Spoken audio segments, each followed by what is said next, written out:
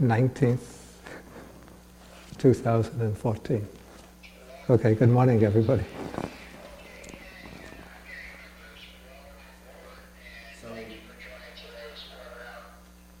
What was that?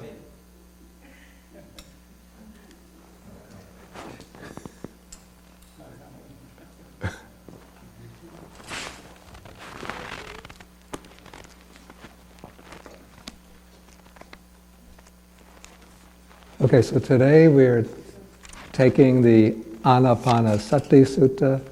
This is Sutta number 118 in the Majjhima Nikaya.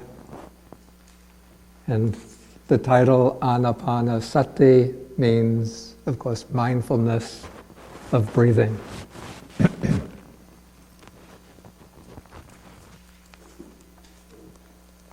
Okay, this sutta, it has a counterpart in the Samyutta Nikaya. It's chapter 54. I think it's sutta number 14, something like that. But this long preliminary passage is quite unique to this sutta.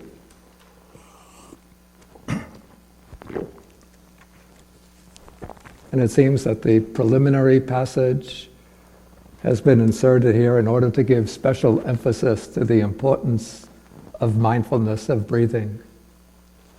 Because it said that Ānāpānasati, mindfulness of breathing, that this was the meditation subject that the Buddha used in the preliminary phase on the night of his enlightenment in order to gain the jhanas, the samadhi. And so it becomes a very major meditation subject in the Buddhist tradition.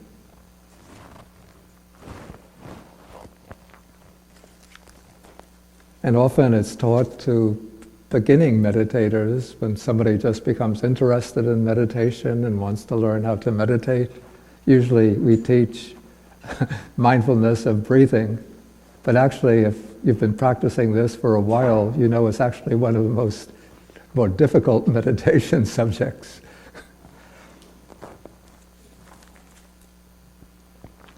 Okay, so the sutta begins when the Buddha is living at Savatthi in the Eastern Park. This was the building that was established for the Sangha by Visakha, the lay devotee Visakha, who was called Migara's mother. And so it seems to highlight the importance of the sutta, it said that the Buddha was living there together with many of the most eminent of the elder disciples, the Venerable Sariputta, Mahamoggallana, Mahakassapa, Mahakachana, Mahakotita, Mahakappina, the Venerable Mahachunda, the Venerable Anuruddha, the Venerable Revata, the Venerable Ananda, and other very well-known elder disciples. And if you don't know who Sariputta, Moggallana, Kachana, Kotita, Kappina, Anuruddha, Revata, all of them we have on the Bodhi path, where there are the big stone statues, all of them are represented along that stone path. Okay, so it says that at this time that the elder monks had been teaching and instructing the younger monks, instructing 10 younger monks, 20, 30, 40, and then those younger monks, after receiving the instruction, achieved successive stages of high distinction. This is a kind of idiom that occurs in the suttas, which is a kind of general term which indicates that the monks who are practicing achieve various stages of spiritual attainment and realization.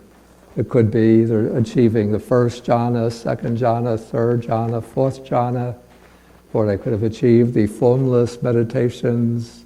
They could have achieved different stages of insight knowledge or achieved any of the fruits of the path. Okay, so now it's saying, to specify the occasion, it says that it's the Uposatha day of the 15th on the full moon night of the Pavarana ceremony. The Buddha was sitting out in the open, surrounded by the Sangha of bhikkhus. Okay, what is this Uposatha day of the 15th on the night of the Pavarana ceremony? Now in India there's a period which is known as it's the monsoon period, 3 months when the rains come down very heavily. So this period becomes a special time of observance for all of the religious, or ascetic and spiritual communities in India during the Buddha's time, perhaps right up to the present. Because when it's raining heavily, then it's difficult to travel around.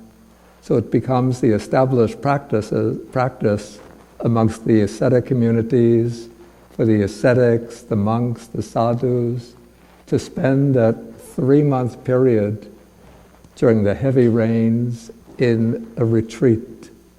This is called the Vasa, or Vasavasa, the 3 months of the rains retreat.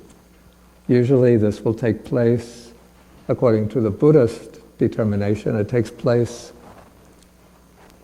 starting from the day after the full moon day of the month of July up to the full moon day of the month of October. And during those 3 months, the monks are not supposed to travel, but to remain fixed in their regular residence. So if there's some special reason, they're allowed to travel, to go outside, up to 7 days, but they have to be back at their regular residence on the 7th day. Okay, then the rains residence comes to an end on the full moon day, which will be the 15th, according to the lunar fortnight.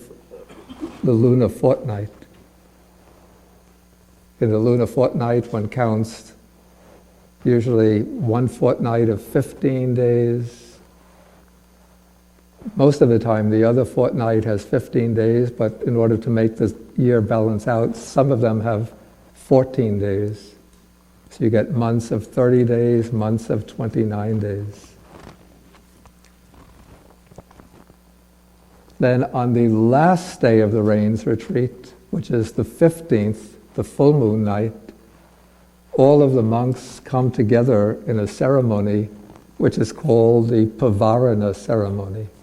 In this ceremony, because the monks have been living together in close quarters, they might have done something wrong, and so each monk, going down in order of seniority, invites or requests the other monks to point out to him any faults that he might have committed that he didn't perceive on his own. Then usually when that Pavarana ceremony is finished, then the monks are free to begin traveling again.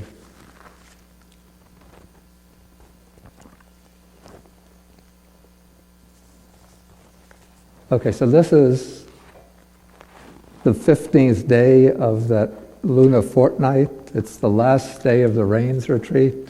So normally this would be the time when the monks are coming together all for the last occasion before they scatter and go wandering in the 4 directions. And so the Buddha is sitting there and he's silently looking over the community of monks. And then he addresses them and he says that, first he says, I'm content with this progress, but then he encourages them to strive still more vigorously. He says, arouse still more energy to attain the unattained, to achieve the unachieved, to realize the unrealized. In other words, he wants them all to progress further and to make the effort to achieve the final goal, even on that final night of the rains retreat. But then he says, I shall wait here at Savatthi for the Kaumudi full moon of the 4th month.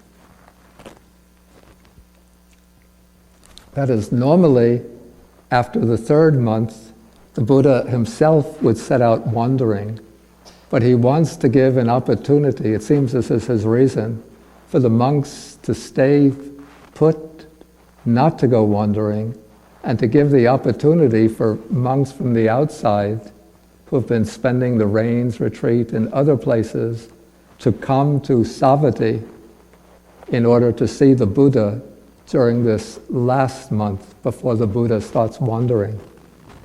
So the month, this is actually the 4th month of the rainy season, but it's a month when the rains have actually stopped falling. And so it's a very beautiful month in northern India, when the weather is cool and pleasant. Most of the time during the day, the skies are clear, and it's the time when the water lilies blossom. The water lily is called Komudu. So this is called the Kaumudi, the month of Kaumudi. And then the end of that month is the full moon day, when, well, it's called the Kaumudi full moon. That's the full moon when the water lilies are blooming and they're illuminated by the light of the full moon. And the weather is clear and cool. At night, one can see all of the stars in the sky.